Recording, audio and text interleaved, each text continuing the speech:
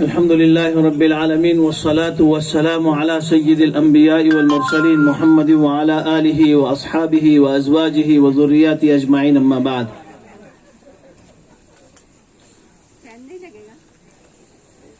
اس سے پہلے کہ میں آج کے اس پروگرام کو باقاعدہ طور پر شروع کروں، آج کے اس مجلس اور سیمینار کے صدر محترم حضرت مولانا مفتی انور خان سرگرو صاحب سے میں گزارش کرتا ہوں کہ وہ ڈائس پر تشریف لے آئے.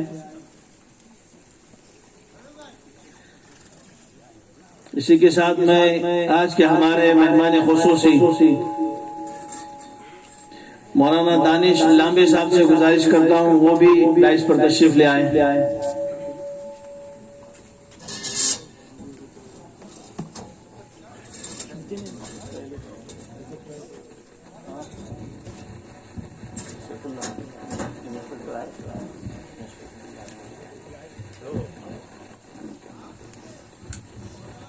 ہمارے دوسرے مہمان جناب رفیق دلوائی صاحب سے گزارش کرتا ہوں وہ بھی ڈائس پر تشریف لے آئے.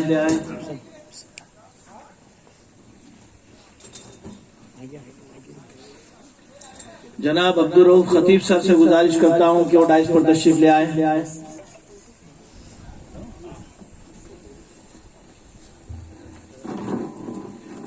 جناب ہدایت جمادار صاحب اگر محفل میں موجود ہو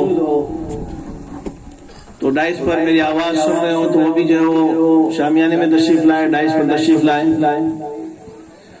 محترمہ تبسم ناڑکر صاحبہ ان سے گزارش ہے وہ بھی اوپر ڈائس پر اسٹیج پر تشریف لائے.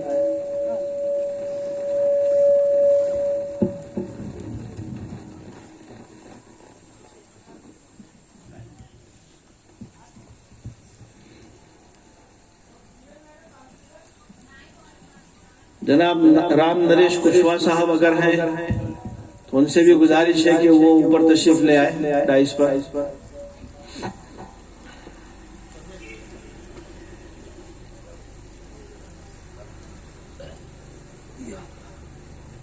جو حضرات ابھی بھی ناشتے میں یا راستے میں ہیں وہ آواز سن رہے ہو تو ان سے گزارش ہے کہ وہ محفل میں تشریف لے آئے. جناب الیاس ڈھوکلے صاحب اگر تشریف لا چکے ہیں تو ان سے گزارش ہے وہ بھی اسٹیج پر تشریف لے آئے.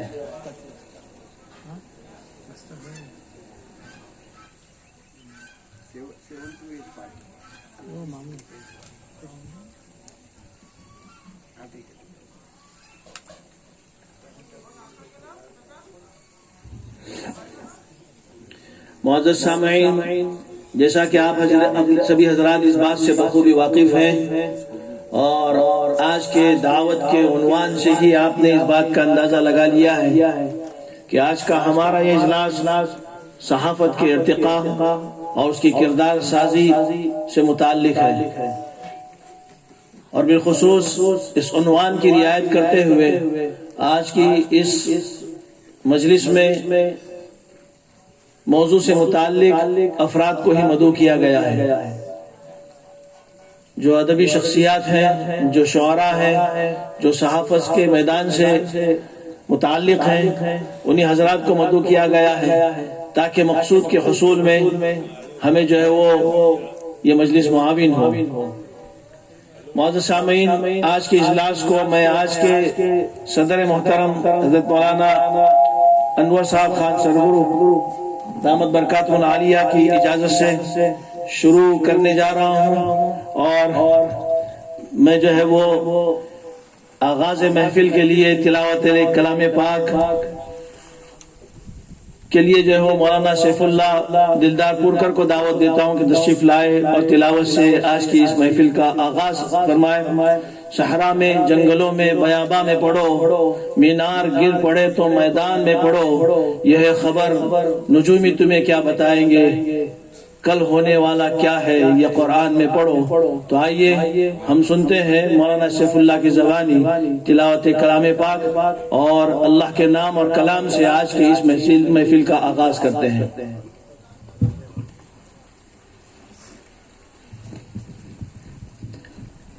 أعوذ بالله من الشيطان الرجيم.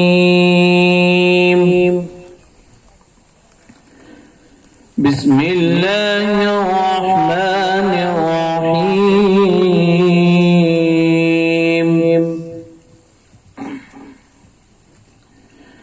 قل هو الله أحد الله الصمد لم يلد ولم يولد ولم يكن له كفوا أحد. صدق الله العظيم.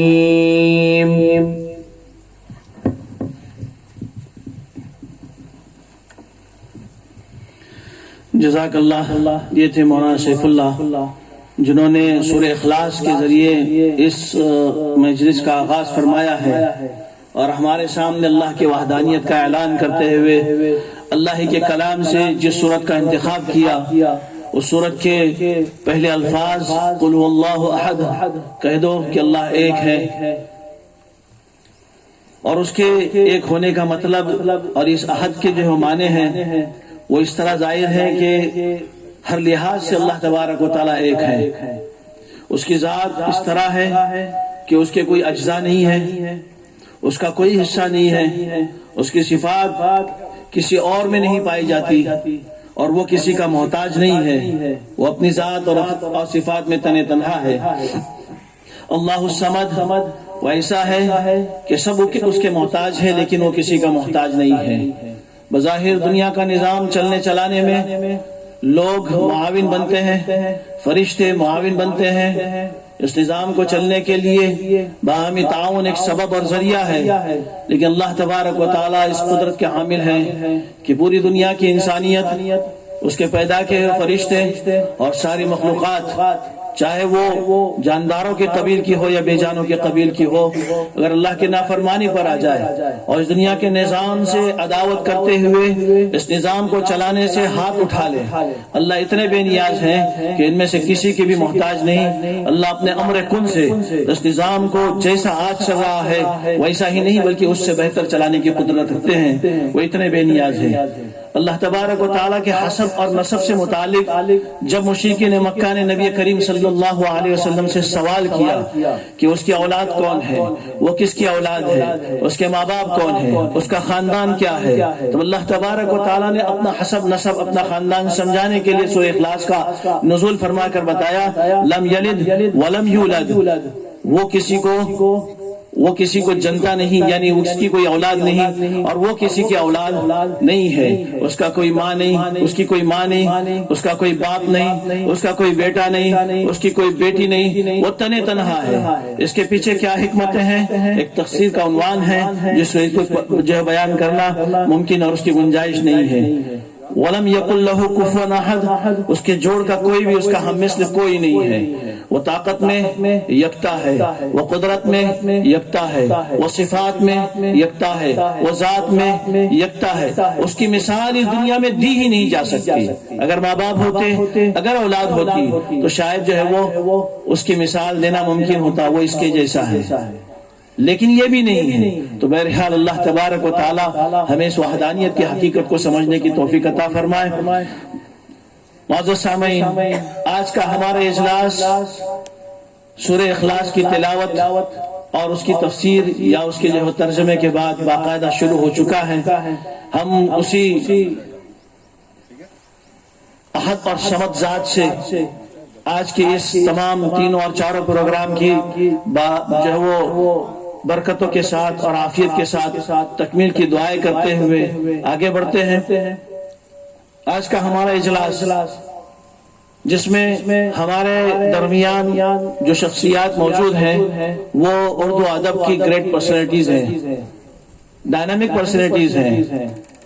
ہر ایک اپنے اپنے میدان میں اور اپنے اپنے مقام پر ایک حیثیت رکھتا ہے، ایک مقام رکھتا ہے، اور آج خوشی ہے کہ آواز گروپ کی جانب سے ان سبوں کو آواز دی گئی اور اس کی آواز پر آواز ملا کر یہ سبھی حضرات یہاں پر تشریف فرما ہے۔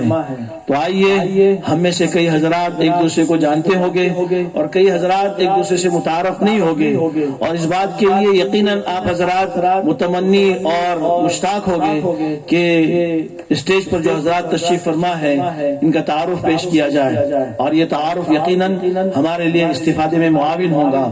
آج کا ہمارا اجلاس صحافتی اجتماع، نامہ نگار، کالم نویس اور شعراء کا صحافتی اجتماع، پترکاریتا میڑاوا، اس کی صدارت کے لیے آواز گروپ کی جانب سے، کوکن کی آواز کی جانب سے مفتی انور خان سرگرو کو جب دعوت دی گئی ہے، جو ہمارے درمیان موجود ہیں۔ یہ درمیان دو معنی میں ہے، ایک تو اس مجلس میں ہے اور اس وقت داعش پر بھی وہ درمیان میں ہی ہے، اور ہمارے لیے بڑی خوشی کی بات ہے کہ حضرت مفتی انور صاحب ہمارے کوکن ہی سے تعلق رکھتے ہیں، کھیڑ کی پنہالجے بستی سے ان کا تعلق ہے۔ جامعہ دابیر سے اپنی تعلیمی سلسلے کو مکمل کرنے کے بعد ممبئی میں قیام پذیر ہیں اور وہیں پر خدمات انجام دے رہے ہیں، اور ایک ادارہ اس وقت حالات حاضرہ کو مد نظر رکھتے ہوئے، ایک این جی او حالات حاضرہ کو مد نظر رکھتے ہوئے بڑی کوششیں کر رہا ہے، اور جو ہے وہ امت کی رہبری کر رہے ہیں، جس کو ہم جو ہے وہ کاروان امن انصاف کے نام سے جانتے ہیں۔ حضرت مفتی انور صاحب کاروان امن انصاف اس تنظیم کے بانی اور روح رواں ہے۔ آپ نے اس ضمن میں کاروان امن انصاف کے ضمن میں مولانا سمیع اللہ خان صاحب کا بھی نام سنا ہوگا۔ یہ دونوں حضرات اور اس کے علاوہ دیگر کئی حضرات، مفتی عبدالاحد صاحب اور دیگر کئی حضرات ہیں جو شانہ بشانہ کام کر رہے ہیں۔ اللہ ان کی خدمات کو قبول فرمائے۔ میں مفتی رفیق پورکر صاحب سے گزارش کرتا ہوں کہ ان کی خدمت میں جو ہے وہ گل پیش کر کے آواز گروپ کی جانب سے ان کا استقبال کریں۔ خوشی کی بات ہے ہمارے درمیان اس وقت ہدایت جماعتدار صاحب بھی تشریف فرما ہو چکے ہیں۔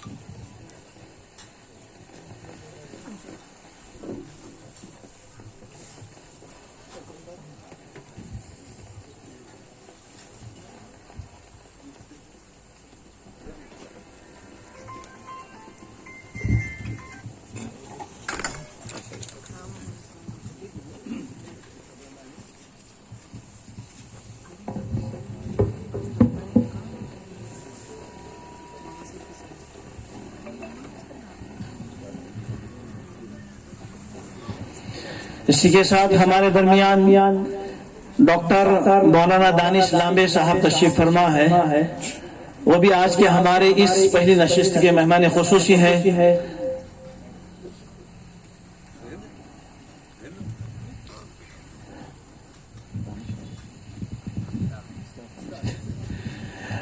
اور اسٹار فاؤنڈیشن کے نام سے فلاحی تعلیمی خدمات انجام دینے والا ادارہ، جس سے کوکن کا ہر فرد اچھی طرح واقف ہے۔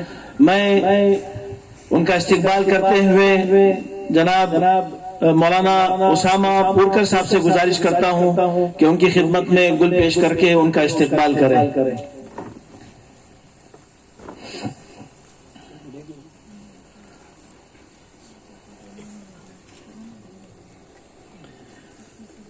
ہمارے درمیان اس وقت رفیق دلوائی صاحب جو کھیڑ سے تعلق رکھتے ہیں، جو ایک کالم نویس اور کریئر کاؤنسلر ہیں، اور مراٹھی میں چپلون سے تعلق رکھتے ہیں، اور مراٹھی کا اخبار راگڑچا آواز جو کوکن کی آواز کے ساتھ روزنامچہ ہے، کوکن کی آواز یہ ہفتہ روزہ ہے، اور مراٹھی اخبار یہ جو ہے وہ روزنامچہ ہے، اس کے اندر جو ہے وہ ان کے کالم چھپتے رہتے ہیں۔ میں جناب دلدار پورکر صاحب سے گزارش کرتا ہوں کہ ان کی خدمت میں گل پیش کر کے ان کا استقبال فرمائیں۔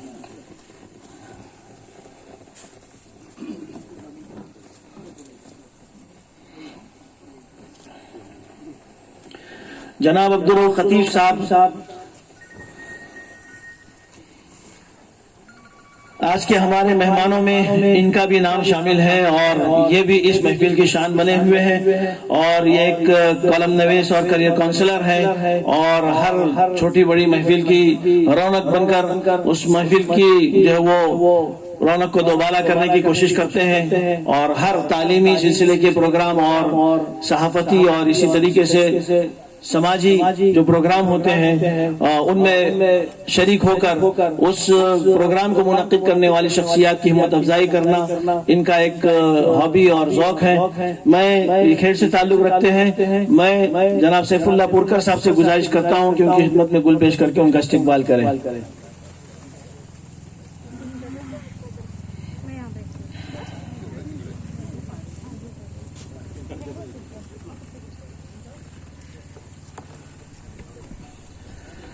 جناب ہدایت جمادار صاحب جو ابھی تشریف لائے ہیں، اور سری وردھن سے ان کا تعلق ہے، سماجی کارکن ہے، خدمتگار ہے، وقت بوقت علاقے میں جو مسائل درپیش ہوتے ہیں اس پر سوشل میڈیا کا استعمال کر کے ان کو حل کرنے کی کوشش کرتے رہتے ہیں۔ میں امان اللہ پورکر صاحب سے گزارش کرتا ہوں کہ ان کی خدمت میں گل پیش کر کے ان کا استقبال کریں۔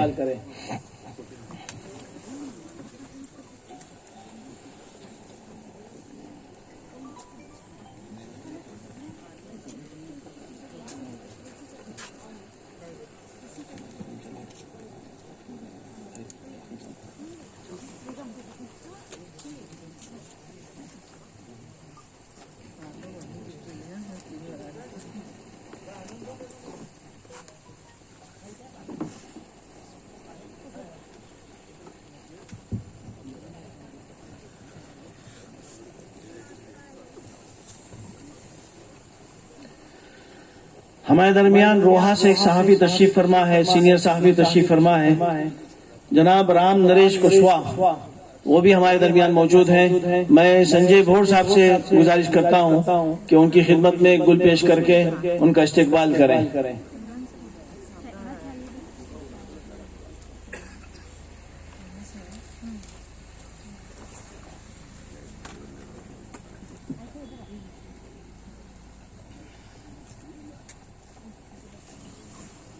محترمہ تبسم نارکر صاحبہ بھی اس وقت ہمارے درمیان موجود ہیں، ہم میں سے ہر ایک ان کو جانتا ہے، ایک مصنفہ ہے، اچھے قلمکار ہیں، انقلاب میں بھی ان کے جو ہے وہ آرٹیکل چھپتے رہتے ہیں۔ میں راحت امان اللہ پورکر صاحبہ سے گزارش کرتا ہوں کہ ان کی خدمت میں گل پیش کر کے ان کا استقبال کریں۔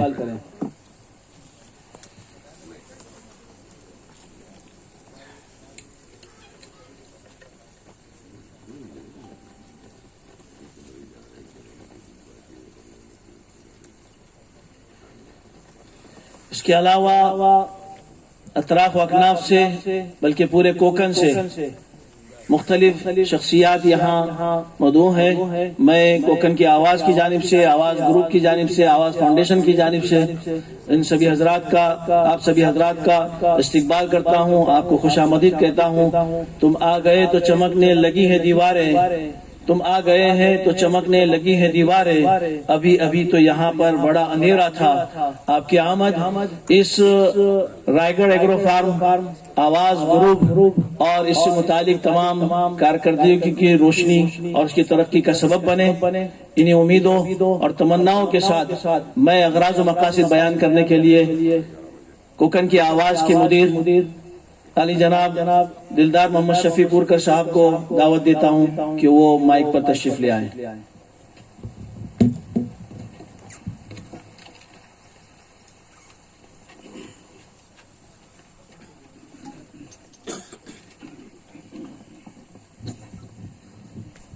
السلام علیکم ورحمۃ اللہ وبرکاتہ۔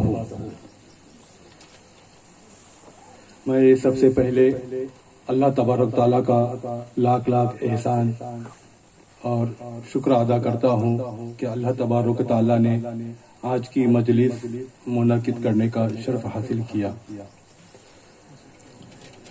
اور اس کے بعد میں والد مرحوم کو خراج عقیدت پیش کرتا ہوں۔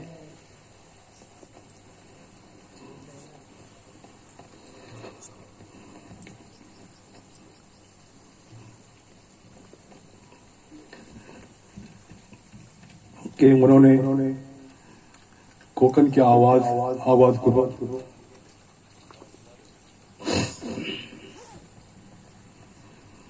اس پودے کو لگایا جس کا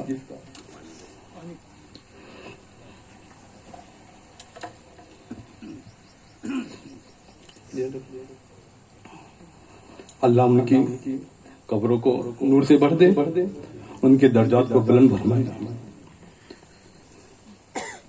والد مرحوم نے آواز گروپ کی بنیاد ڈالی۔ انشاءاللہ آواز گروپ کے مقاصد اور عزائم کیا ہے انشاءاللہ بعد کی مجلس میں آ جائیں گے۔ اصل میں یہ ہماری پہلی جو نشست ہے وہ 10:30 بجے کا وقت تھا، لیکن ہمارے جو مہمانان آنے میں دیر ہو گئی، جس کی وجہ سے یہ مجلس انہیں لیٹ شروع ہو رہی ہے۔ یہاں ابھی آپ تمام حضرات انہیں دور دور سے اتنا دور سفر طے کر کے رتنا گری سے لے کر بمبئی سے یہاں تشریف فرما ہے۔ انشاءاللہ آخر میں شکریہ ادا کیا جائے گا، لیکن یہاں آپ جو آئے ہیں آواز گروپ کی محبت میں، اردو ادب کی محبت میں، مراٹھی ادب کی محبت میں آپ یہاں سب تشریف لائے ہیں۔ تو میں ایک شعر آپ کے خدمت میں پیش کر رہا ہوں۔ نہ خاموش رہنا میری ہم سفیرو، نہ خاموش رہنا میری ہم سفیرو، جب آواز دوں تم بھی آواز دینا۔ الحمدللہ آپ آواز گروپ کے آواز کو لبیک کہتے ہوئے آپ یہاں تمام حضرات تشریف لائے ہیں۔ اس میں ہمارے یہاں ڈائس پر بیٹھے مفتی انور سرگرو صاحب، اس کے بعد ہمارے محترم معزز رفیق دلوائی صاحب، اس کے بعد ہمارے محترم معزز عبدالرؤف خطیب صاحب، محترمہ تبسم ناٹکر صاحبہ، مولانا ڈاکٹر دانش صاحب، اور اس کے بعد رام نریش کشواہا صاحب، اور محترم جناب ہدایت جمادار صاحب، اور تمام سامعین۔ الحمدللہ آپ آواز گروپ کے اس پروگرام میں آپ یہاں شریک ہوئے۔ والد مرحوم کے انتقال کے بعد ہم نے یہ سوچا تھا کہ اتنا جو ہے بڑا کوکن کی آواز، رائیگڑ کا آواز، یہ ہماری بس کی بات نہیں، اور بالکل نہیں ہے۔ ہاں، لیکن ہم تینوں بھائی اور ہمارے بھتیجے بیٹھ کر مشورہ کیے کہ جو ابا نے جو پودا لگائے ہوئے ہیں، تو مفتی صاحب نے کہا کہ ابا کو یہی خراج عقیدت ان کو پیش ہوگی کہ انہوں نے جو پودا لگائے، جو صحیح جو انہوں نے اچھے کام کی شروعات ڈالی ہے، تو اس کو ہم آگے بڑھانے کی کیا کریں، کوشش کریں۔ اور الحمدللہ آپ جیسے حضرات کا تعاون رہا، ساتھ رہا، جس کی وجہ سے الحمدللہ یہ کارواں چل رہا ہے، اور اللہ کی ذات سے امید ہے کہ انشاءاللہ یہ کارواں چلتا رہے گا، آپ کا ساتھ رہے گا، اللہ کا ساتھ ہے۔ تو انشاءاللہ ہم سب آپ بھی دعا کریں کہ یہ جو کارواں ہے، جو ہم نے صحافتی اعتبار سے شروع کی ہے والد مرحوم نے، تو چلتا رہے۔ تو اس کے بعد 2020 میں 21 نومبر 2020 میں منزل بمنزل اردو کوکن کی آواز کے نامہ نگاروں کا، اس کے بعد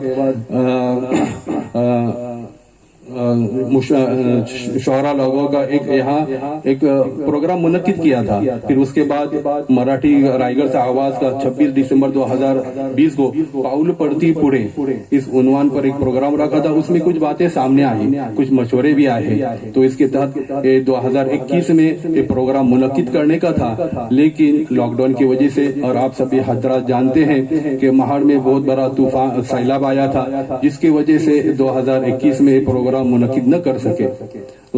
تو یہ پروگرام آج الحمدللہ ہم انہیں منعقد کرنے جا رہے ہیں۔ تو اسے بہت سی چیزیں سامنے آئی تھی، تو انشاءاللہ ہم وقت نہ سیلاب کی وجہ سے، لاک ڈاؤن کی وجہ سے وہ کتنی چیزیں ہم کر نہیں پائے، لیکن انشاءاللہ ہمارا ارادہ ہے آپ لوگوں کا انشاءاللہ ساتھ رہے گا۔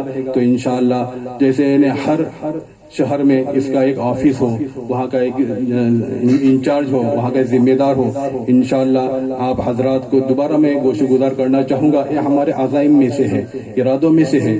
تو آپ یہاں حضرات آئے ہیں، انشاءاللہ آپ کا ساتھ رہے گا تو انشاءاللہ ضرور ہر جگہ پر ہم انشاءاللہ کوکن کی آواز، رائے گڑھ سے آواز کے انشاءاللہ آواز آفس انشاءاللہ شروع کرنے کا ہم ارادہ رکھتے ہیں۔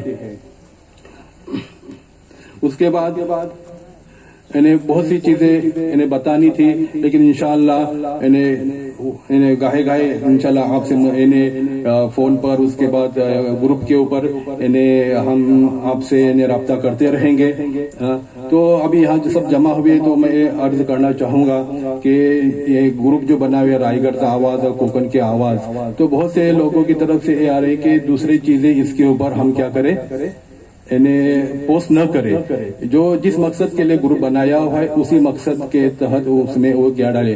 بہت لوگوں کی جانب سے میسیجز آ رہے ہیں، اور ابھی آپ کو معلوم ہے کہ اخبار انہیں کس طرح سے چلتا ہے۔ اخبار انہیں خریداروں سے تو الحمدللہ قارئین تو ہونا چاہیے، تو اس کے ساتھ اشتہار کے اوپر انہیں آپ پیچھے بھی ہم نے پوسٹ ڈالے تھے کہ الگ الگ طرح سے ہم اخبار کو اشتہار دے کر اس کا تعاون کریں، خریدار بنانے کی بھی فکریں کریں، کوششیں کریں، اور کلمی تعاون تو الحمدللہ آپ حضرات کی جانب سے رہتا ہی ہے۔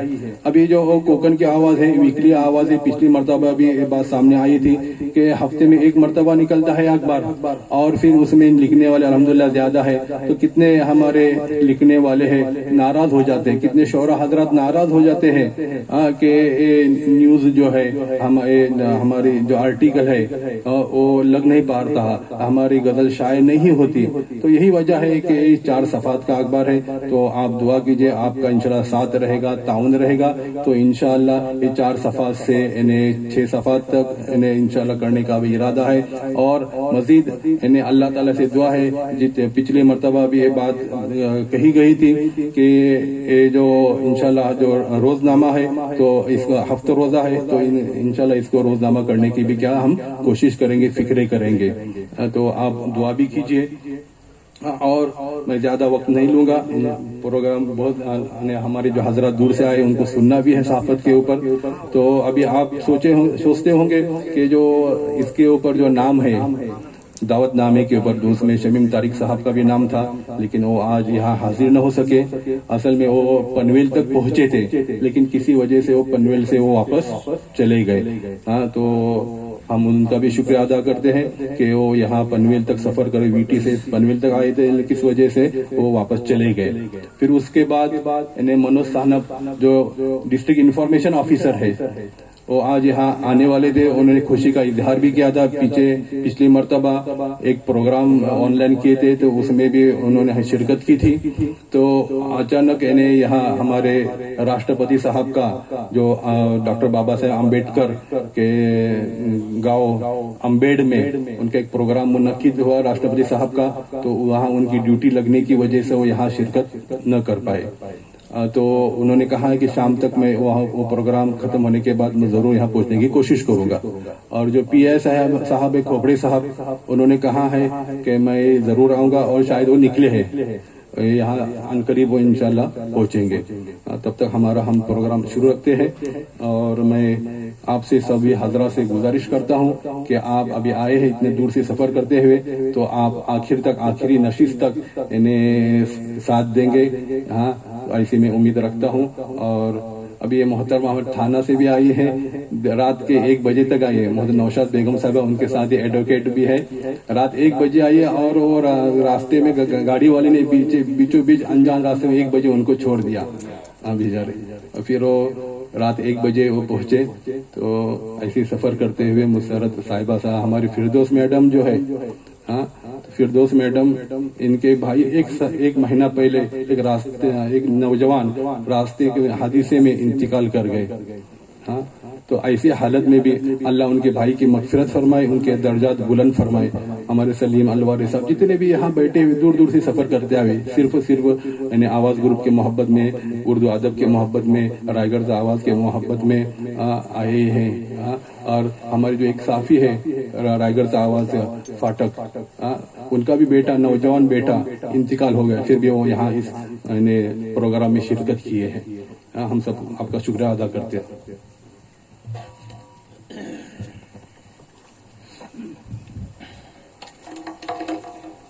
جزاک اللہ. یہ تھے دلدار پورکر صاحب جو آپ سے مخاطب تھے. اس پروگرام کو وقت کی نزاکت کا خیال رکھتے ہوئے مزید طول نہ دیتے ہوئے میں جو ہے وہ آج کے اجلاس کے مہمان خصوصی جناب مولانا ڈاکٹر دانش لامبے صاحب سے گزارش کرتا ہوں کہ تشریف لائے اور ملک کی تعمیر میں صحافت کے کردار پر اپنی جو ہے وہ تجربے کی روشنی میں مزید جو ہے وہ اس کو واضح کریں تاکہ ہمارے آج کے اس صحافت کے عنوان پر جمع ہونے والے تمام صحافی حضرات اس سے استفادہ کر کے اپنے فن کو مزید نکھار سکیں.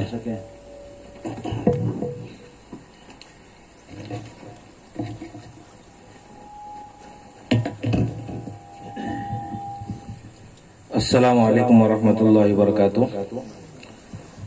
الحمدللہ وکفی وسلام علی عبادہ الذین اصطفی، اما بعد. آواز گروپ کے تمام ذمہ داران، ڈائس پر بیٹھے ہوئے ہمارے تمام سینئر ساتھی، وقت کی قلت کی وجہ سے سب کا نام نہ لیتے ہوئے جو مجھے عنوان دیا گیا ہے اس پر میں اپنے تجربات کی روشنی میں کچھ کہنے کے لیے مجھے حکم دیا گیا ہے. سب سے پہلی بات، صحافت کی دنیا میں قدم رکھا تو صرف اور صرف محمد شفیع پورکر صاحب المرحوم کی وجہ سے. میری سب سے پہلی آرٹیکل کے لیے کسی نے مجھے انسپائر کیا تو ڈاکٹر پورکر صاحب تھے. میری پہلی کتاب جو ریسرچ پر آئی، میڈیا کے مسائل اور ان کا حل، جو پورے انڈیا میں الحمدللہ تحقیق کی دنیا میں پہلا قدم تھا میرا کہ میڈیا اور فوٹوگرافی اور مغربی میڈیا اور اس کے اثرات، نظر الحفیظ ندوی صاحب کی کتاب تھی. اس کو مکمل کرنے کا حکم دیا کہ انہوں نے بلا کر مجھے کہا پورکر صاحب نے کہ اس کے اوپر ذرا کمپلیٹ کرو، فوٹوگرافی کے مسئلے پر بہت پرابلم ہوتے ہیں.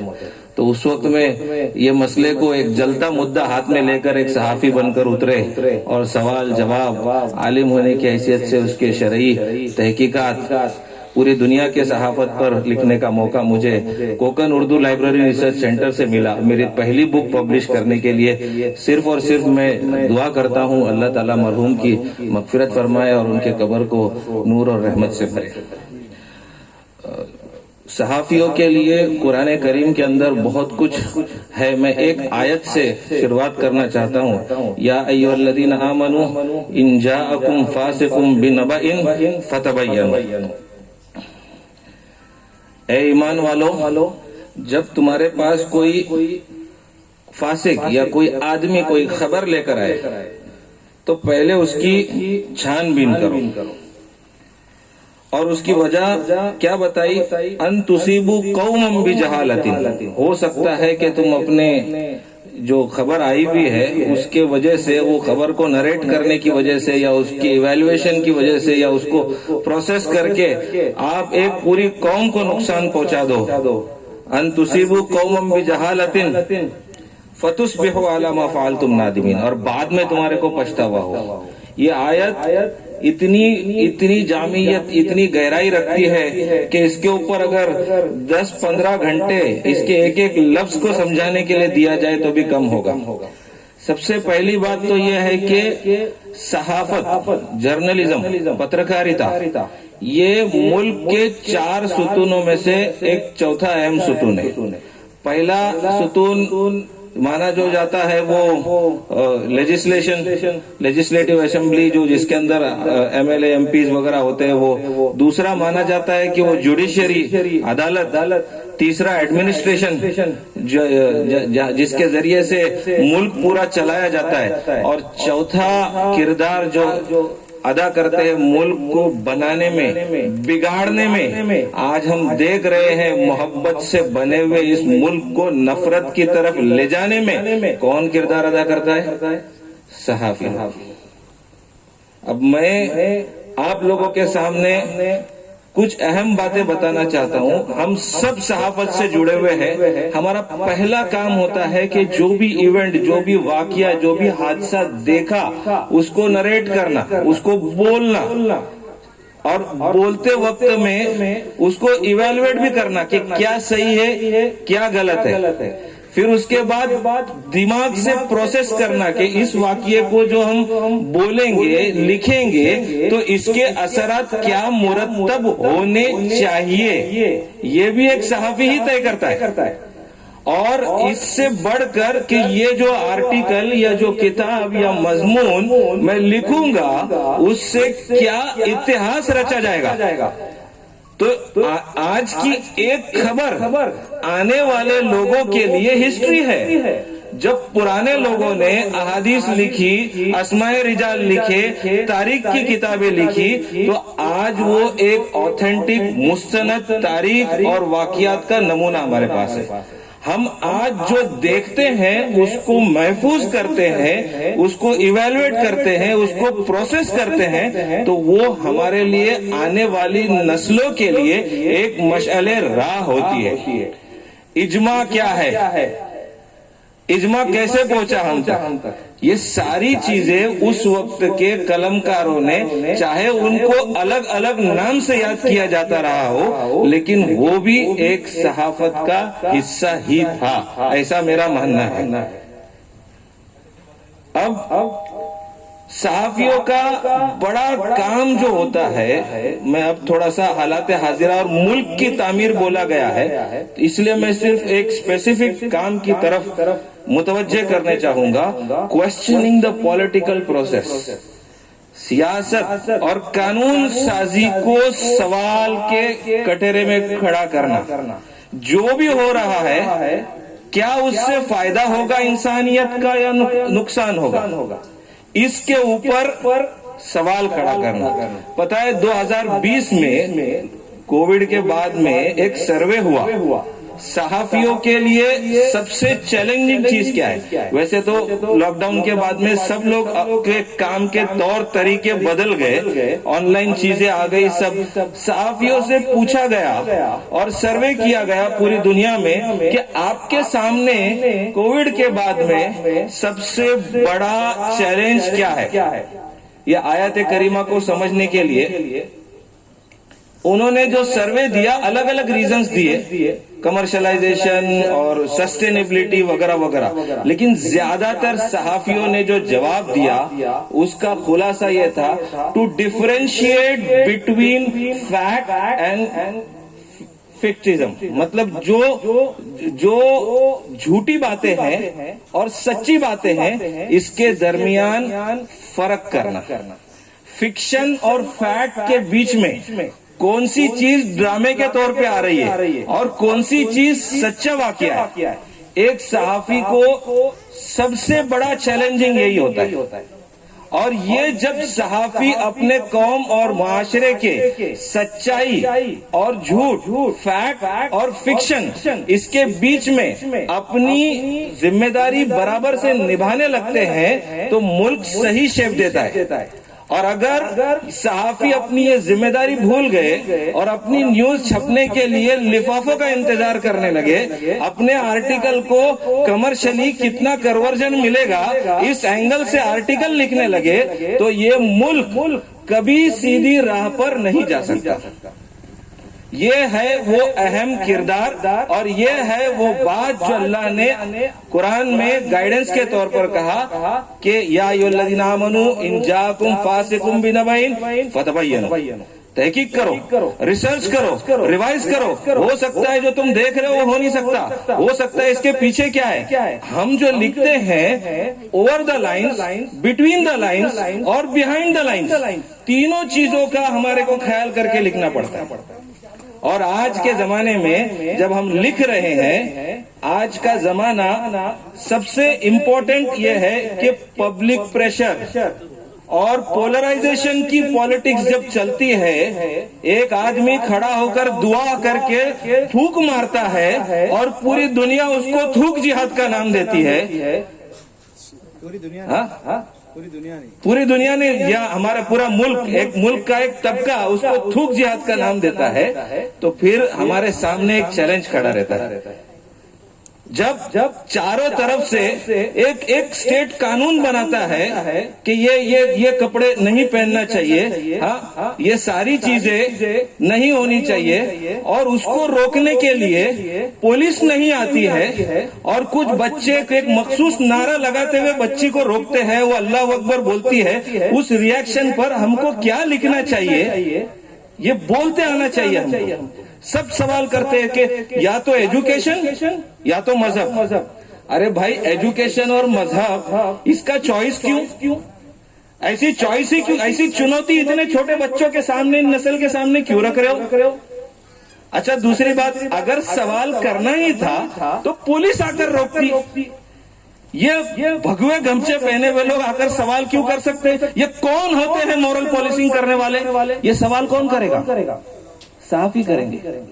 तो फैक्ट और फिक्शन के बीच में सवाल करना जब हम भूल जाते हैं, तो फिर सही से हम जस्टिफाई भी नहीं कर पाते। एक और इम्पोर्टेंट चीज, आज की सहाफत आर्टिफिशियल इंटेलिजेंस की तरफ जा चुकी है। अब आप सब सोचेंगे कि मौलाना ये क्या बात शुरू कर दी है। मैं एक सॉफ्टवेयर इंजीनियर की हैसियत से बताता हूं कि आपके मोबाइल में वही दिखाया जाता है या वही दिखता है जो आप कुछ ना कुछ ढूंढते रहते हो या सोचते रहते हो। आपके मोबाइल में कुछ ऐसे मैसेजेस भेजे जाते हैं जिसको सीडिंग ऑफ इंफॉर्मेशन कहा जाता है। वो उसके अंदर आते हैं, आप उसको पढ़ते नहीं है, लेकिन जब उस तरह के मैसेजेस आते हैं तो आपका मोबाइल उसके अंदर और वही चीजें दिखाने लगता है जो वो लोग दिखाना चाहते हैं। आप एक मर्तबा कोई चीज गूगल के ऊपर सर्च कीजिए या अमेज़न पर आप सर्च कीजिए कि मेरे को एक पानी की बोतल लेनी है या मुझे गुलदस्ता लेना है, आप देखिए बाकी यूट्यूब पर आपको गुलदस्ते की वीडियो दिखने चालू हो जाएंगे। एक कंपनी ने, कोका कोला ने यूट्यूब के ऊपर एक सर्वे करवाया कि लोग जब वीडियो देखते हैं तो कौन सा यूजर किस आर्टिस्ट को ज्यादा देखता है, वो भी ये करके बताता है। कौन सी न्यूज चल रही है। ऑटोमेशन की दुनिया इतनी फास्ट, इतनी तेज हो चुकी है कि हजारों लाखों आर्टिकल को स्कैन करके आर्टिफिशियल इंटेलिजेंस के थ्रू ये बताया जाता है कि आज का ट्रेंड क्या चल रहा है। ये बताया जाता है कि आपने कैसे आर्टिकल लिखने चाहिए। तो आर्टिफिशियल इंटेलिजेंस और मशीन लर्निंग के इस जमाने में हमारे सामने जब ऑटोमेशन की इतनी बड़ी और हजारों लोगों का काम करके देने वाली ऐसी सॉफ्टवेयर मशीन्स मौजूद है, तो हम पत्रकारों का क्या होगा। लेकिन फिर भी मैं ये बात कहता हूं, लाखों ऑटोमेशन सॉफ्टवेयर बने, लेकिन इंसान का दिमाग जो वक्त पर फैसला करता है वो रोबोट और मशीन नहीं कर सकती। और अल्लाह के दिया हुआ जो गाइडलाइन है उसको लेकर हम चलते हैं तो कोई रोबोटिज्म, कोई आर्टिफिशियल इंटेलिजेंस इसका मुकाबला नहीं कर सकता। तो मेरी आप लोगों से यह दरखास्त है कि हम सब नई टेक्नोलॉजी को भी सीखे, सोशल मीडिया को भी सीखे, आउटरीच भी सीखे, और आज के जमाने का जो सबसे बड़ा चैलेंज है उसको हाथ में लेते हुए हम इस बात के अज़्म करें कि हम हमारे सामने जो ये प्लेटफॉर्म आवाज परिवार का जो हमको मिला है, चाहे वो मराठी अखबार हो, चाहे वो उर्दू अखबार हो, या वो डिजिटली भेजा जाता हो, या वो फिजिकली बांटा जाता हो, इसको अपना हथियार और अपना अधिकार समझ के इस्तेमाल करें और इसके जरिए से सच्ची आवाज को, और जो दूसरे लोग करते हैं वही हम भी करेंगे। तो मतलब क्या है, हमको हक की आवाज, कोकन की आवाज, रायगढ़ से आवाज, बहुत अच्छी बात है, लेकिन हमारा एट्रीब्यूट ये हक की आवाज ही होना चाहिए। और ये कौन कर सकता है? ये कौन कर सकता है? जो लोग इसको चाहते हैं, जो लोग इसमें कंट्रीब्यूशन कर रहे हैं, जो लोग आर्टिकल लिखते हैं, जो लोग लिख रहे हैं, लिखना चाहते हैं, वही लोग इसको हक की आवाज बना सकते हैं। تو سب سے پہلے میں اللہ تبارک و تعالیٰ کا شکر گزار ہوں کہ اللہ نے اس قابل بنایا کہ میں اس موضوع پر بولوں، اور آج کے دن کی شروعات کا پہلا جو اوپننگ سپیچ ہے وہ کرنے کے لیے مجھے یہاں پر دیا گیا موقع، اس کے لیے میں اللہ تبارک و تعالیٰ کا شکر گزار ہوں، آواز گروپ کا بھی شکر گزار ہوں، اور اس کے لیے جو بھی ذاتی ریکمنڈیشن یا اس کو آگے بڑھانے کے لیے چیزیں رہے گی وہ ایڈمنسٹریٹو ٹیم کے ساتھ جڑ کر انشاءاللہ کرتے رہیں گے۔ میری آپ تمام لوگوں سے درخواست ہے کہ اس بارے میں، صحافت کے بارے میں جو بھی باتیں میں نے بولی اس بارے میں اگر کوئی بھی آپ لوگوں کو مجھ سے چرچا کرنی ہو، بولنا ہو تو ہم آپ کو آپس میں بات چیت بھی کر سکتے ہیں۔ میں آواز گروپ کا بہت بہت تہہ دل سے شکر گزار ہوں کہ مجھے آپ نے بولنے کا موقع دیا۔ جزاکم اللہ خیر، السلام علیکم۔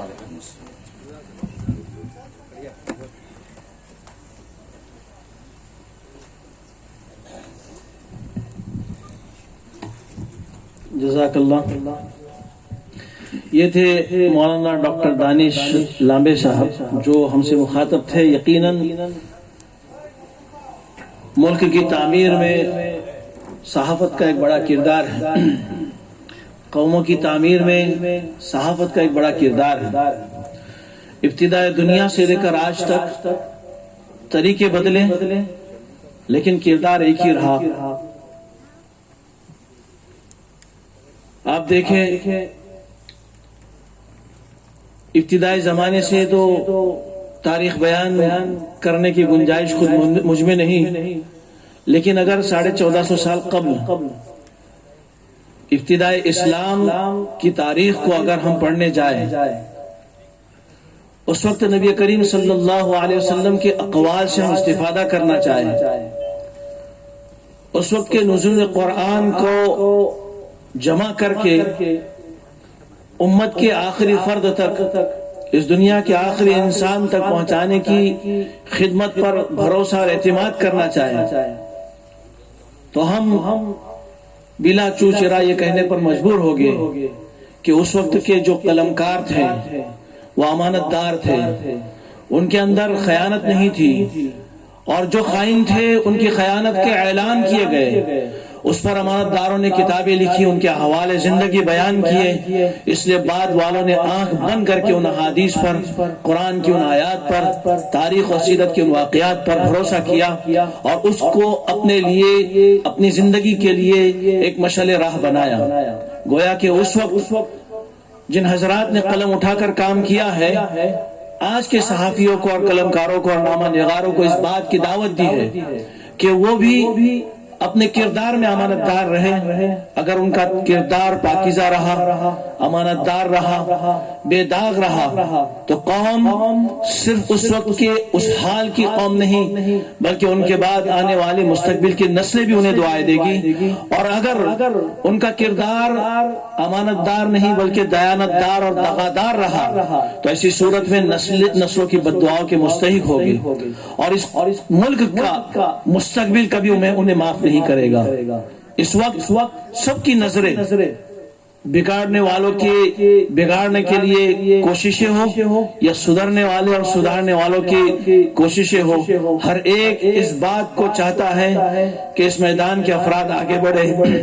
وہ لوگ جو اس ملک کی شبیہ کو بگاڑ رہے ہیں وہ بھی صحافت کو ایک ہتھیار کے طور پر، ایک بڑے ہتھیار کے طور پر استعمال کر رہے ہیں، اور جو لوگ اس کو سدھارنے کی کوششیں کر رہے ہیں اور ایک اچھے ملک کی جو وہ تعمیر کے لیے کوشاں ہیں اور اس کے خواب بن رہے ہیں، وہ بھی اس کے لیے کوشاں اور فکر مند ہیں کہ اس میدان میں ایسے امانت دار آگے آ جائیں، صحافت کے اور جو ہے وہ قلم اور تحریر کے میدان کے ایسے شہسوار آگے آ جائے کہ جن کی امانت داری اس ملک کو ثریا تک پہنچائے، اوج بلندی تک پہنچائے۔ اور یقیناً اس وقت اس ملک کی کایا پلٹنے، اس ملک میں انقلاب کی گہار لگانے کے لیے آپ جیسے ہر گلی گلی کے چھوٹے اور بڑے صحافیوں کی ضرورت ہے۔ آپ حضرات علماء سے مربوط رہیں، اچھے صحافیوں سے مربوط رہیں، آج کل کی ٹیکنالوجی کا صحیح استعمال کریں تو امید ہے وہ صبح دور نہیں کہ جس صبح کی لوگ امید لیے ہوئے بیٹھے ہیں۔ بہرحال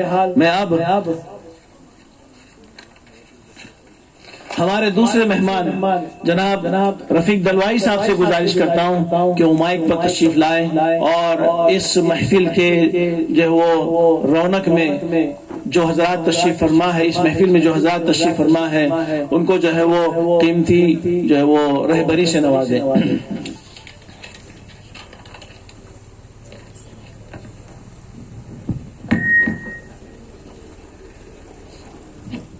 शुक्रिया मुफ्ती साहब। मला आशा आहे की जेवढी उर्दू समजली जाते तेवढीच मराठी समजणारी लोक इथे असतील आणि तो विचार करून मी मराठीमध्ये बोलतो, कारण माझं लिखाण हे मराठीमध्ये जास्त होतं। उर्दू ही माहीत आहे पण जास्त लिखाण मी मराठीमध्ये करतो।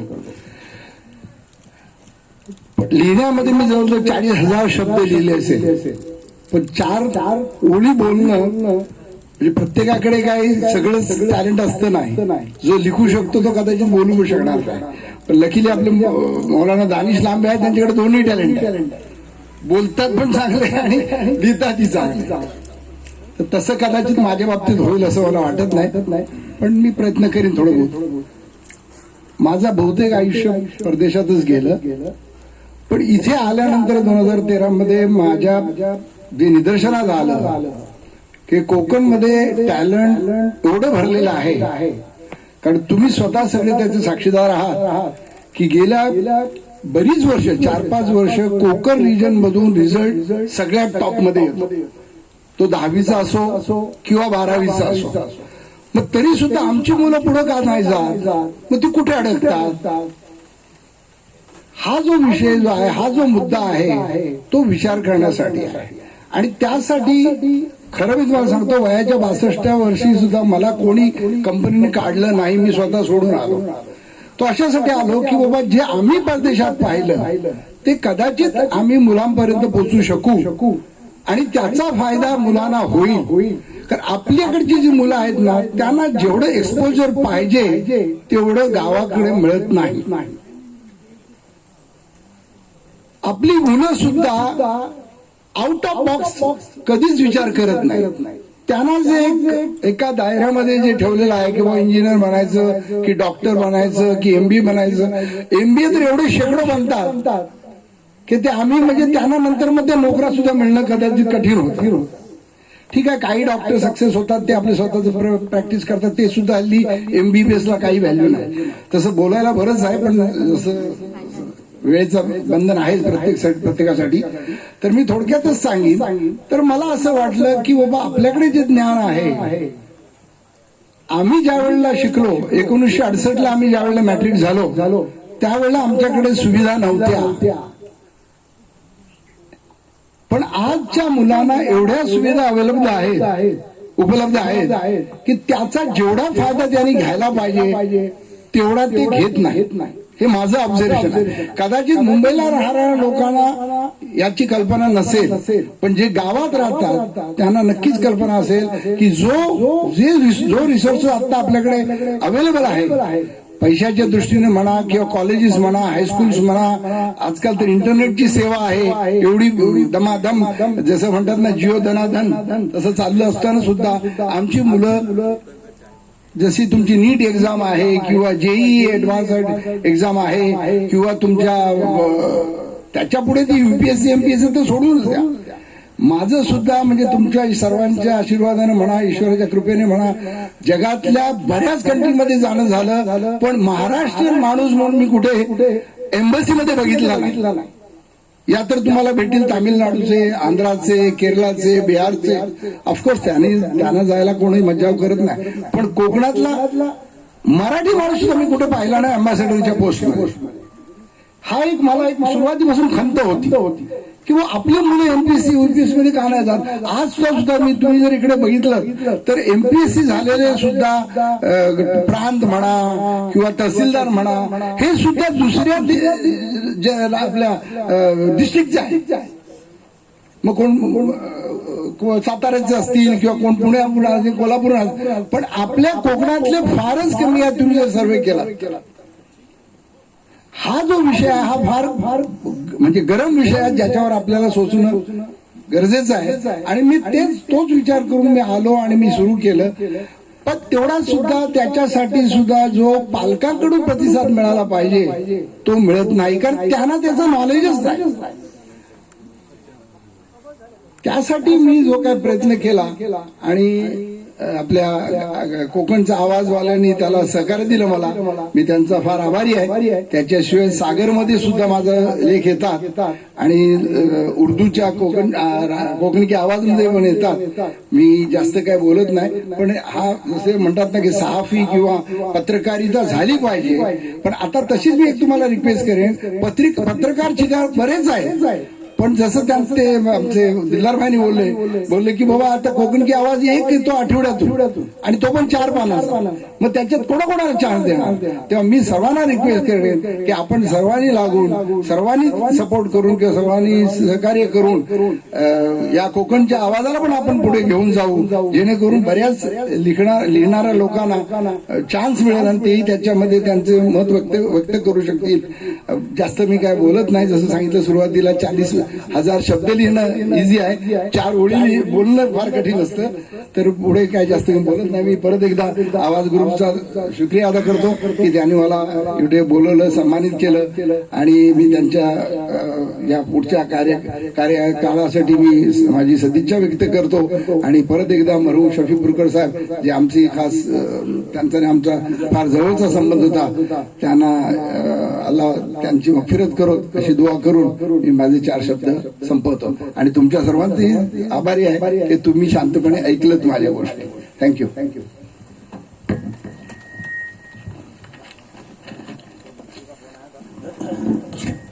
शुक्रिया. ये थे रफीक दलवाई साहब जो हमें इस तरफ मुतवज्जे कर रहे थे कि करियर काउंसलिंग ये भी एक सहाफत का ही उन्वान है. और इस सिलसिले में जिन सहाफियों के पास इस सिलसिले की मालूमात हो, तजुर्बात हो, उनको चाहिए कि कोकण की आवाज और रायगढ़ का आवाज इसके जरिए से हमारी नस्लों तक ये पैगाम और ये खबरें और इस तरह की मालूमात पहुंचती रहे, ताकि हमारे बच्चे, चूंकि ये दोनों अखबार स्कूलों में बकसरत रहते हैं और तलबा के मुताले में रहते हैं, इसलिए उनकी मालूमात में इजाफा हो, उनकी सही रहबरी हो. इसलिए जिन हजरात के पास इस किस्म की मालूमात हो उनको चाहिए कि इस मैदान में आगे बढ़े. उसके बाद में हमारे दरमियान दूसरे जो है वो मेहमान हैं जनाब हिदायत जमादार साहब, उनसे गुजारिश करता हूं कि वो माइक पर तशरीफ लाए और अपने तजुर्बात को हमारे सामने पेश करें.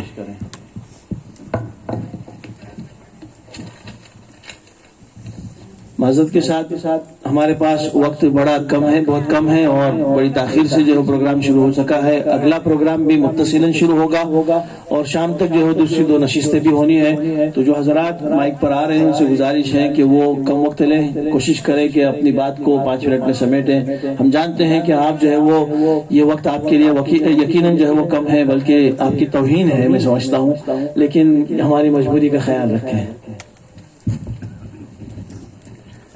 अस्सलाम वालेकुम रहमतुल्लाह. मैं समझ गया कि हिदायत भाई थोड़ी क्या बोला. सबसे पहले आप सभी मोहतरमीन का, मोहतरमाओं का, मेहमानान का तहे दिल से शुक्रिया जो यहाँ तक हमारे इलाके में आए और आवाज ग्रुप के इस दावत पर इतनी दूर से सफर करके इन दिनों में आना कोई आसान बात नहीं है. लिहाजा आप लोगों का आना सर आंखों पर. आवाज ग्रुप के लिए मैं शुक्रिया का लफ्ज इस्तेमाल नहीं करूंगा क्योंकि मैं उन्हीं में से एक हूं. इसके बावजूद आप हमेशा मुझे, जब भी मैं सऊदी से आता था, यहाँ भी हूँ, तो मुझे हमेशा अपने काम में शामिल करते हैं और मुझे मौका देते हैं कि मैं उनके साथ थोड़ा ही सही 4 कदम चल सकूं और कुछ अच्छे काम में उनका हाथ बटा सकूं. इसके लिए मैं आवाज ग्रुप का शुक्रगुजार हूं, अल्लाह ताला का शुक्रगुजार हूं. आवाज ग्रुप के बानी मरहूम शफी पुरकर साहब को हम भूल नहीं सकते. उन्होंने रखी हुई हर चीज की बुनियाद आज हम देख रहे हैं. और उनके जो बरखुरदार हैं, जो औलाद है और उनकी औलादें हैं, उनकी उस ख्वाहिश और उस तमन्ना को आज भी जारी रखे हुए हैं। गो के ये काम कोई आसान नहीं है, ये काम एक तरफा है, वन साइडेड।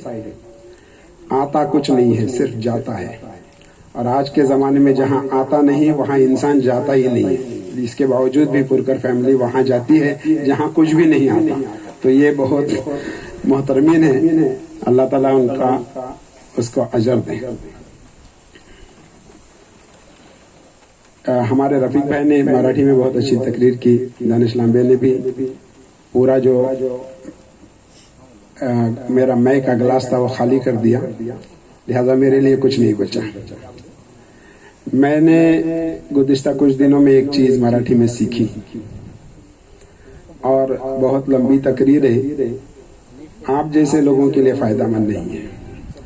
इशारे की बातें आप लोगों के लिए फ़ायदामंद है क्योंकि आप बहुत समझदार हो। तो मैंने मराठी में एक चीज़ सीखी यहाँ जब इंडिया में आया हूँ, जब से भांडण नहीं भांडवल करा, भांडण नहीं भांडवल करा। हालात के हिसाब से लड़ते मत रहो, उसका हल ढूंढो। फाइटिंग नहीं करने की, इन्वेस्टमेंट करने का। भांडवल नहीं, भांडण नहीं भांडवल करो। काफी है, 5 मिनट के अंदर ही मेरी बात समेट लूंगा।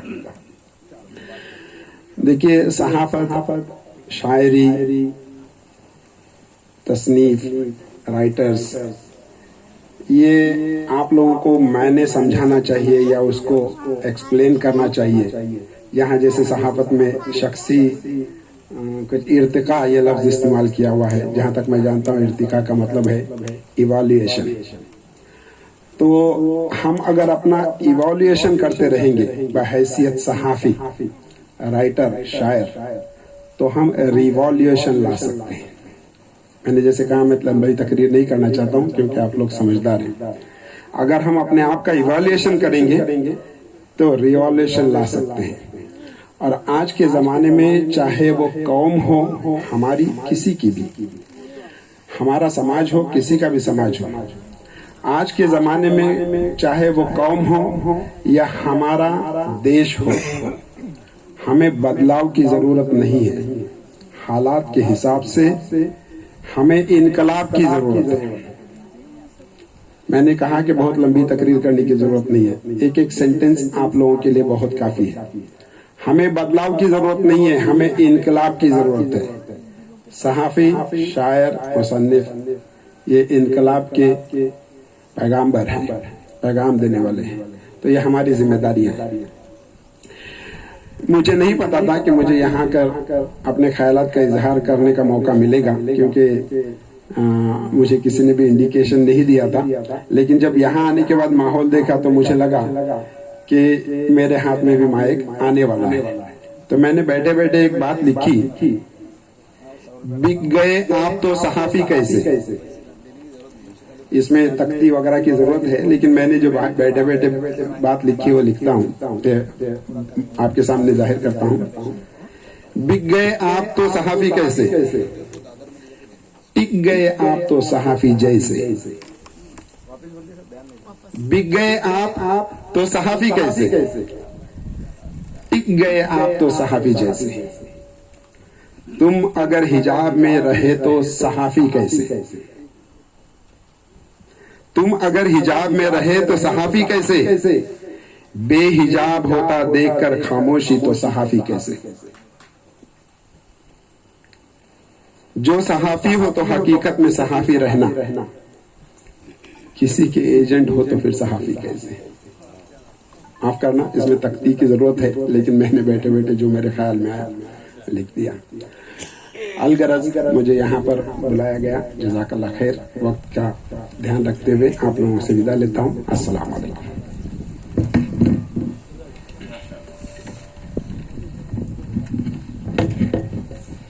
ये थे हिदायत जमादार साहब, जो हिदायत की कशकों से कुछ हिदायत बिखेर रहे थे। इसके बाद मैं एक खतीब को आपके सामने दावत देना चाहता हूँ। अच्छा जी, हमारे दरमियान इस वक्त जो है वो रोहा से तशरीफ लाए सहाफ़ी राम नरेश कुशवाहा साहब हैं। मैं उनसे भी गुजारिश करता हूँ कि वो एक पर तशरीफ़ लाए और अपनी तजुर्बात की रोशनी में आज के हमारे इन सहाफ़ियों और कलमकारों को की जो कुछ रहबरी फरमाए।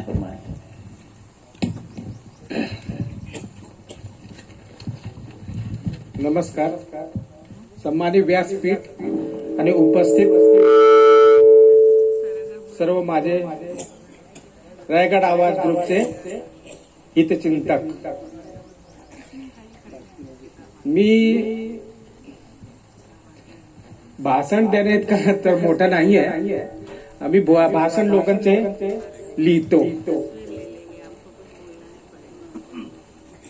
आज व्यासपीठावर उपस्थित राहायची आवाज ग्रुपच्या याच्यात पहिलीच वेळ आहे माझी। मी सफीपूरकर साहेबांना अभिवादन करून माझ्या दोन शब्द सुरू करतोय। पत्रकारिता माझ्या महाडचा सुरुवातीपासून एंड पर्यंतचा प्रवास आहे। महाडवरून शिवतेज म्हणून पेपर निघायचा, त्या पेपर पासून मी सुरुवात केली। त्याच्यानंतर रायगड टाइम्स, क्रसिवल, सागर, बरं ह्याच्यात पेपर मध्ये काम करायची संधी मिळाली। 5 ते 7 वर्षे मी घरी बसून होतो। आपसी वादविवाद असतात, त्याच्यातनं मी 5 ते 7 वर्ष घरी बसून होतो। भुवड साहेबांच्या सोबत मी शिवतेज मध्ये काम केला होता। जेव्हा आवाजला दैनिक करायचा होता तेव्हा भुवड साहेबांनी पूरकर साहेबांना सांगितलं की रोहाला आपले कुशवाहा आहेत, त्यांच्याशी आपण संपर्क करू। आणि पूरकर साहेब, भुवड साहेब आमच्या घरी गेले आणि मला सांगितलं कुशवाहा रायगड आवाज तुम्हाला सांभाळायचा आहे, रोहा। मी बोललो ठीक आहे, मी एवढा मोठा नाही पण प्रयत्न नक्की करेन। साहेबांच्या स्वभावामुळे मी परत पत्रकारिता मध्ये आलो, हे मला विशेष करून सांगायचं आहे। आणि त्याच्यात आमचे मित्र भुवड साहेबांच्या पुन्हा मला पत्रकारिता क्षेत्रात आणायचं काम। आज माझ्याकडे 2-3 पेपर आहेत, चॅनल आहे, तर मी जास्त काय बोलत नाही, पण एवढं सांगतो की हा रायगड आवाज माझी आत्मा आहे आणि शेवटपर्यंत ही आत्मच राहील। त्याच्यात किती आमचे होऊ द्या, आतमध्ये कधी पण होते, आमचे भुवड साहेबांचे पण होतं, साहेबांचं पण होतं, पण तो कधी दुरावा म्हणून नाही। मी आता 2-4-8 दिवस आधी पण साहेबांना एक मेसेज टाकला होता की असा प्रॉब्लेम आहे, आणि ही तक्रार नाही, ही व्यथा आहे। म्हणून मी आवाज ग्रुपला पुन्हा आणि कोकण की आवाज आणि रायगडची आवाजला शुभेच्छा देतो आणि माझे 2 शब्द थांबवतो। जय हिंद।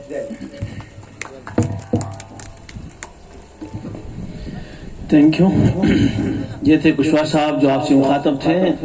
गरज मैं समझता हूँ कि इस मजलिस की अक्सरियत वो है जिनको अगर कुछ कहने का मौका दिया जाए तो यकीनन ये ज़रूर कहेंगे। डॉक्टर मरहूम शफी पूरकर साहब को याद करते हुए कि मेरी इस तरक्की में उनका भी कुछ किरदार रहा और मैंने काम करना उनसे सीखा, मुझे मौका उन्होंने दिया। मेरे जो है वो आर्टिकल्स को और मज़ामीन को अपने अखबार में जगह उन्होंने दी और करते करते हम यहाँ तक पहुँचे। मैं समझता हूँ शायद हर एक के ज़बान से इस तरह के अल्फाज ज़रूर निकलेंगे। मेरे हाल अल्लाह तबारक व तआला उनकी कब्र को नूर से भर दे। और ये जो पौधा लगा है जो अब इस वक्त जिसकी बागदौड़ जनाब दिलदार पुरकर और उनके भाई मुफ्ती रफीक पुरकर साहब और हनीफ पुरकर साहब इनके हाथ में है, अल्लाह करे कि ये उनके बाद कमा हक्कू चलता रहे और लोगों के लिए एक मशाल राह और एक कशकोल का जो है वो सहारा बने। मैं इसके बाद हमारे आज की इस मजलिस की नशिस्त के सदर मोहतरम मुफ्ती अनवर खान सरगुरु साहब को दावत देता हूँ कि तशरीफ लाए। ये क्या है, इनकी आवाज़, इनकी बात, इनके अंदाज, इनके जज्बात से ही आप उनको समझ सकेंगे। और वाकई एक ऐसी ग्रेट पर्सनैलिटी है कि हमें चाहिए कि हम उनके करीब रहें और इनसे कुछ सीखें। आज हमारे लिए खुशी की बात है कि हमारे दरमियान मौजूद है और हमें उनसे कुछ सुनने का मौका मिल रहा है।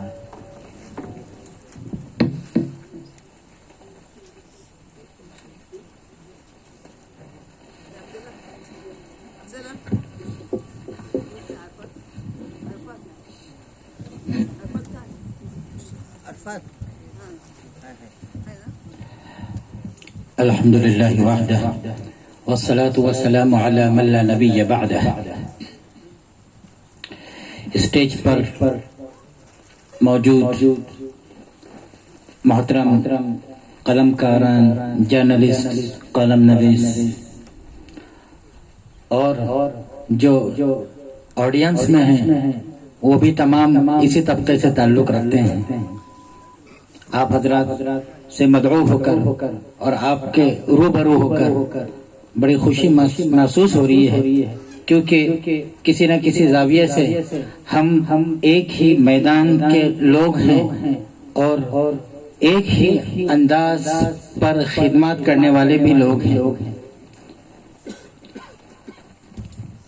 وقت کی قلت ہے، وقت کی نزاکت کو سامنے رکھتے ہوئے اور جو وقت کی جو لمیٹیشن رکھی گئی ہے اس کو مد نظر رکھتے ہوئے چند باتیں آپ کے سامنے رکھتا ہوں.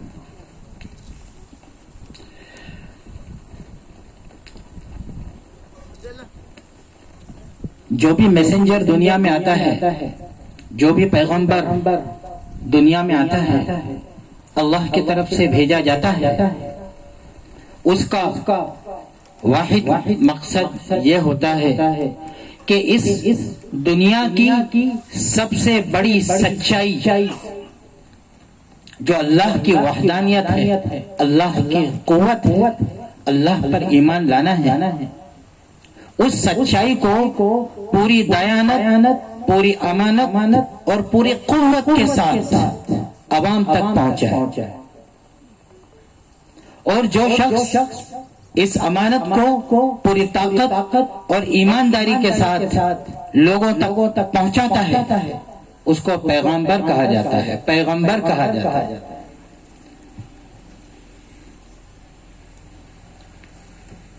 وَمَا أَرْسَلْنَا مِن رَّسُولٍ إِلَّا بِلِسَانِ قَوْمِهِ لِيَتَبَيَّنَ لَهُمْ.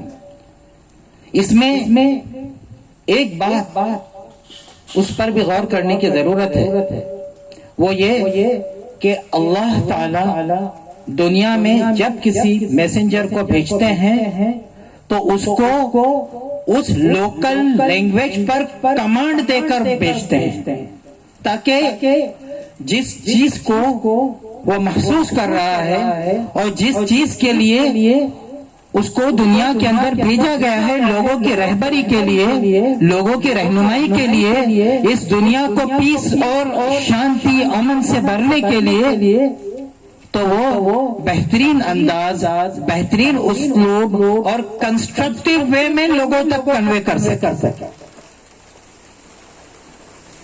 اسی لیے جو حق بات ہے، جو سچی بات ہے، وہ بہت ہی خوبصورت اور حسین ہوتی ہے، وہ بہت ہی شیرین اور میٹھی ہوتی ہے. اب وہ سچی بات انگریزی میں کہی جائے، اردو میں کہی جائے، ہندی میں کہی جائے، مراٹھی میں کہی جائے یا تمل میں کہی جائے، حق بات ہمیشہ خوبصورت ہوتی ہے. یہی وجہ ہے کہ دنیا میں الگ الگ کنٹریز میں، الگ الگ ٹرائبس میں میسنجرز آئے اور ان لوگوں کو اس لوکل لینگویج پر کمانڈ حاصل تھا جن لوگوں کے اندر وہ مبعوث کیے گئے، بھیجے گئے. ایک موقع پر اللہ کے رسول صلی اللہ علیہ وسلم بات چیت کر رہے تھے، گفتگو کر رہے تھے، تو حضرت ابو بکر صدیق رضی اللہ عنہ نے کہا کہ یا رسول اللہ، آپ کتنے اپنی بات کو کتنے خوبصورت انداز میں پیش کرتے ہیں. تو نبی کریم صلی اللہ علیہ وسلم نے فرمایا، میسنجر محمد نے فرمایا کہ ہاں، میں تم لوگوں میں سب سے زیادہ بہتر طریقے پر لٹریری زبان میں سمجھانے پر کمانڈ دیا گیا ہوں اور میں اسی انداز میں، اسی وے میں اپنی باتیں میں پیش کرتا ہوں.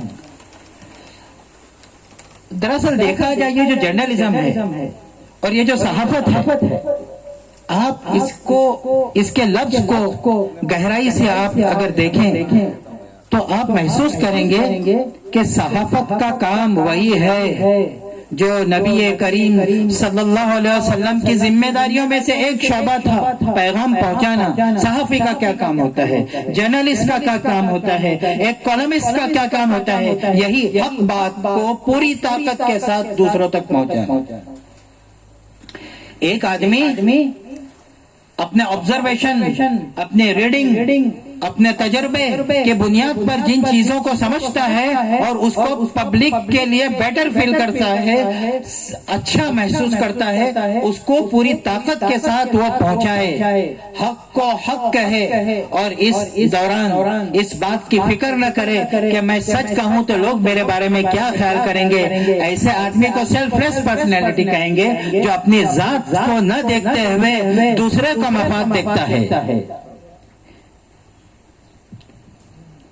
عام طور پر کہا جاتا ہے کہ جو چیریٹی ورک ہے وہ تھینک لیس جاب ہے, لیکن سچ کہا جائے تو یہ جو جرنلزم ہے وہ بھی تھینک لیس جاب ہے. عام طور پر انسان جب حق کہتا ہے تو اس کو مقبولیت کا, پاپولر ہونے کا, اپنے حلقے کو, اپنے گروپ کو ایکسپینڈ کرنے کا وہ جذبہ نہیں ہوتا ہے. اس کا مطلب کیا ہوا, وہ تھینک لیس ورک کر رہا ہے پبلک کے لیے, اور وہ چیریٹی سے بڑا کام ہے. یہ اور بات ہے کہ چیریٹی اپنی جگہ پر بہت بڑا کام, ایک بات ہے.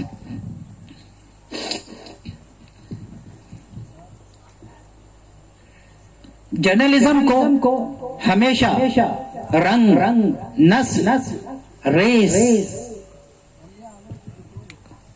کوئی کنٹری مین ہے, کوئی اپنے اسٹیٹ کا ہے, کوئی اپنے ولیج کا ہے, کوئی اپنے ٹاؤن کا ہے, کوئی اسٹیٹ کا ہے, اس سے بے پرواہ ہو کر, اس سے بلندر ہو کر دیکھنا چاہیے. محمد پیغمبر صلی اللہ علیہ وسلم نے ایک موقع پر فرمایا تھا کہ ایک آدمی جو بائی برتھ عربی ہے, یعنی خود میسنجر محمد صلی اللہ علیہ وسلم کی جو خطہ ہے, کا جو علاقہ ہے, اس علاقے سے تعلق رکھتا ہے. آپ نے کہا کہ بائی برتھ جو عربی ہے اس کو کسی بھی نان عربک ریجن میں جو پیدا ہوا ہے اس کے اوپر برتری حاصل نہیں ہے. حضور صلی اللہ علیہ وسلم نے فرمایا کسی گورے کو کسی کالے کے اوپر سپیریٹی حاصل نہیں ہے. انسان کو صرف ایک چیز عزت دار بناتی ہے, صرف ایک چیز ایماندار بناتی ہے, اور وہ چیز یہ ہے کہ وہ سچائی کو فالو کرتا ہے یا نہیں, اور جس سچائی کو فالو کر رہا ہے اس کو پوری قوت کے ساتھ عوام تک پہنچاتا ہے یا نہیں. یہ بات ہے. ویسے بھی دیکھا جائے کہ ایک انسان اگر کسی ریجن میں پیدا ہوا ہے, چاہے وہ کسی بھی خطے میں پیدا ہوا ہو, ایک انسان کسی خاص خاندان میں پیدا ہوا ہے, چاہے وہ عام لوگوں کے اندر ایلیٹ کلاس مانا جاتا ہو, ایک انسان کسی مالدار فیملی کے اندر پیدا ہوا ہو, تو بائی برتھ پیدا ہوا ہے, اس میں اس کا خود کا کیا کمال ہے. انسان کا اصل کمال تو یہ ہے کہ اس کو جو اپورچونٹیز ملی ہیں وہ اپنے اندر علم, نالج اور اویئرنیس یہ چیزیں پیدا کرے, اور جو چیزیں اس کے اندر دل میں آ رہی ہے اس کو لوگوں تک کنوے کرے. یہ ہے شرافت کی بات, یہ ہے عزت کی بات. اور ایک سچا صحافی اگر اس چیز کو کرتا ہے, اور ایک جرنلسٹ اپنی حق بات کو, سچ بات کو جو دیکھتا ہے, محسوس کرتا ہے, اس کو لوگوں تک پہنچاتا ہے, آپ یقین کریں وہ بہت ہی بڑا عزت دارانہ کام کر رہا ہے.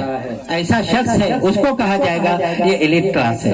آخری بات میں کہتا ہوں, انڈیا کے جو سب سے پہلے ایجوکیشن منسٹر تھے مولانا ابوالکلام آزاد, انفیکٹ یہ بہت بڑے عالم دین تھے, بہت بڑے ہسٹورین تھے, بہت بڑے ایجوکیشنسٹ تھے, لیکن جو برادری یہاں پر بیٹھی ہوئی ہے ان کے لیے خوشی کی بات یہ ہے کہ وہ بہت بڑے جرنلسٹ تھے.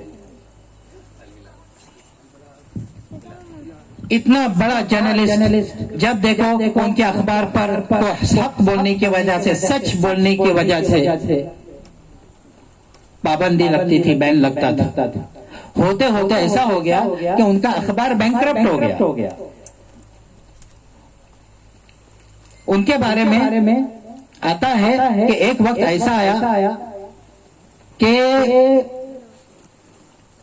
उनका अखबार तो चल रहा था, लेकिन उनके जो लेबर्स थे, वर्कर्स थे, उनके देने के लिए उनके पास सैलरी नहीं थी। महीनों तक उन्होंने खुद अपने फैमिली के साथ मिलकर अपना ऑफसेट प्रेस चलाया अखबार निकालने के लिए।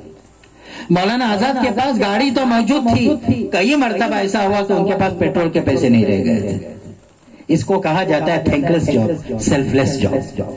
अल्लाह ताला हम चीजों के अंदर भी ये वैल्यूज, ये एटिकेट्स पैदा करे तो हम अपने आप को समझ सकते हैं कि हाँ कुछ ना कुछ सच्चाई की रमक पैदा हो गई है और कुछ ना कुछ मतलब अच्छाई की तरफ हमको चलने की तौफीक हो गई है। इंसान का दिल अपने जॉब से मुतमईन है, मतलब वो सही राह पर है। अगर उसका दिल अपनी जात से मुतमईन नहीं है तो इसका मतलब यह है कि उसको अपनी नीयत और अपने टारगेट पर गौर करने की जरूरत है कि वो निकला कहां से है और जा कहां से रहा है, जा कहां पर रहा है। व आखिर दावाना अनिल हम्दुलिल्लाहि रब्बिल आलमीन। जज़ाकल्लाह। ये थे मौलाना अनवर साहब जो अपनी तकरीर से नूर बिखेर रहे थे। एक इस मौके पर मौलाना की बात से तहरीक पाकर मोटिवेशनल एक स्टोरी मुझे याद आई कि हम हमेशा अपने आप को दूसरे से कंपेयर करके देखते हैं कि हम क्या कर सकते हैं, और हम देखने में बड़ों को देखते हैं, वो बड़े बड़े न्यूज चैनल्स और बड़े बड़े सहाफी और जर्नलिस्ट को देखते हैं, जिसकी वजह से हम अपने दिल में आई हुई बात को कलम के हवाले नहीं कर पाते, अखबार के हवाले नहीं कर पाते, माइक और जबान के हवाले नहीं कर पाते, बोलने की जुर्रत और हिम्मत नहीं करते, एहसास कमतरी के शिकार बनते हैं। और नतीजा ये होता है जो सलाहियतें हमारे अंदर है वो एक वक्त तक दबी रहने की वजह से कौम के कुछ काम नहीं आ पाती। मौलाना की बात से मैंने जो एक तहरीक पाकर जो मुझे स्टोरी याद आई कि कंपनी ने एक जो है वो कार डिजाइन की, पूरी कार बन गई और अब उसको जो है वो टेस्ट ड्राइव के लिए बाहर लाने की कोशिश हो रही थी, और अचानक पता चला कि उस कार की हाइट जो है वो कुछ थोड़ी सी ज्यादा है, और उस कंपनी का जो ये था वेयर हाउस या क्या कहेंगे उसको, उसका कारखाना था, उस कारखाने का जो गेट था वो थोड़ा नीचे था। अब वो कार बाहर नहीं जा सकती थी, लोग परेशान, इंजीनियर, ओनर और वहाँ के जो है वो सेक्रेटरी सब जमा हो गए, क्या करना चाहिए। हर एक ने अपना अपना मशवरा दिया। किसी ने कहा ये गेट तोड़ देते हैं, बाद में बना देंगे, इसको तोड़कर बाद में बनाने में कोई हरज नहीं है, गाड़ी बाहर निकल जाएगी। आज का हमारा जो है वो शुभ महोत्सव है या हमारा जो है वो इफ्तिताही दिन है, हम इसको आज कैंसिल नहीं करते हैं, हम इसको बाहर निकाल देते हैं। किसी ने कहा काम करते हैं, जो इसके माहिर थे उन्होंने कहा कार को ऊपर से कट कर देते हैं, बाहर निकालेंगे, हम दोबारा इसको जैसी थी वैसी बना सकते हैं, कोई मसला नहीं है। ओनर का कहना था कि इतने अच्छे दिन, ये सब तोड़ फोड़ की बातें मुझे अच्छी नहीं लगती, कुछ और सोचो। जब इस तरह की कुछ महफिल लगती है तो जिसका काम नहीं होता वो भी झांकता है। बम्बई में देखें लोग जाते हैं ड्यूटी पर, लेकिन जो वो मदारी बैठा है तो उसको खड़े रहकर देखना शुरू कर देते हैं। तो ऐसे ही होता है, काम उसका लेना देना कुछ नहीं होता। तो एक उसी कंपनी में झाड़ू देने वाला था, वो खड़ा हो गया, देखता रहा, सोचता रहा, सबकी बातें सुनता रहा। ताज्जुब, सब खड़े हैं, सब अफसोस कर रहे हैं, सब सर पकड़ कर बैठे, क्या किया जाए, क्या किया जाए, क्या किया जाए। उसने हिम्मत करके एक बात कही, मैं कुछ कहूँ? तो इंजीनियर जरा ऊंचा दिमाग, ज्यादा तालीम, ज्यादा सर्टिफिकेट, तो कहने लगा जरा आप खामोश रहिए, ये इतने बड़े बड़े लोग सोच रहे, किसी के दिमाग में नहीं आता, आप क्या बोलेंगे। उसको थोड़ी देर के लिए एहसास कमतरी का वो शिकार हो गया, खामोश हो गया, लेकिन बेचैन हुआ। यही बेचैनी अगर सहाफत में आ जाए, सहाफी में आ जाए कि जो दिल में बात आई है उसको पेश करके रहना है। अगर ये बात आ जाएगी तो इनकलाब जिसकी बात की जा रही थी वो जरूर आएगा। फिर जो है गोया हुआ, कहने लगा मैं कुछ बात कहूँ। तो फिर दूसरे ने डांटा, जरा खामोश रहो, अभी कहा ना हो रहा है आपको, जरा खामोश रहो, इतने लोग सोच रहे हैं, कोई हल निकल जाएंगे, अपना काम करो, जाओ झाड़ू लगा। तीसरी मरतबा फिर बेचैन होकर बोल पड़ा, तो ओनर ने कहा उसे बोलने दो, जो बोलता है बोलकर चला जाएगा। तो उसने कहा कि सर एक काम कीजिए, मैं छोटा आदमी हूँ, मेरी बात भी छोटी है, लेकिन शायद समझ में आ जाए तो काम की बात हो जाए, फायदा हो जाए। میں نے اندازہ کیا تو یہ گیٹ جو ہے وہ جو چھوٹا ہے اور ہماری گاڑی بڑی ہے، اس میں جو فاصلہ یا یہ ہے میجرمنٹ ہے وہ 1 انچ کا 2 انچ کا ہے. کیوں نہ ہم اپنے جو ہے وہ ٹائر سے، اپنی گاڑی کے ٹائر سے 2 انچ کی ہوا نکال دیں، باہر نکال کر ہوا بھر دیں گے، توڑ پھوڑ کی ضرورت نہیں پڑے گی. تو آپ احساس کمتری کا شکار نہ ہو، آپ کے پاس بہت کچھ ہے ملک اور قوم کو دینے کے لیے. واقعی اس ملک کی ترقی میں آپ ایک دیہات رورل ایریا میں رہتے ہوئے بڑا کردار ادا کر سکتے ہیں. یہ میسج آپ ان پٹ کیجئے تو آؤٹ پٹ آپ کا بہت اسٹرانگ ہوگا. آج کے اس آخری پیغام پر آپ سبھی کا شکریہ ادا کرتے ہوئے ہمارے صدر محترم کی اجازت سے اس پہلی نشست کے اختتام کا اعلان کرتا ہوں اور تبادلہ چیئر کے ساتھ دوسرے حضرات کو مدعو کرتا ہوں اگلی نشست کے لیے. السلام علیکم ورحمۃ اللہ وبرکاتہ.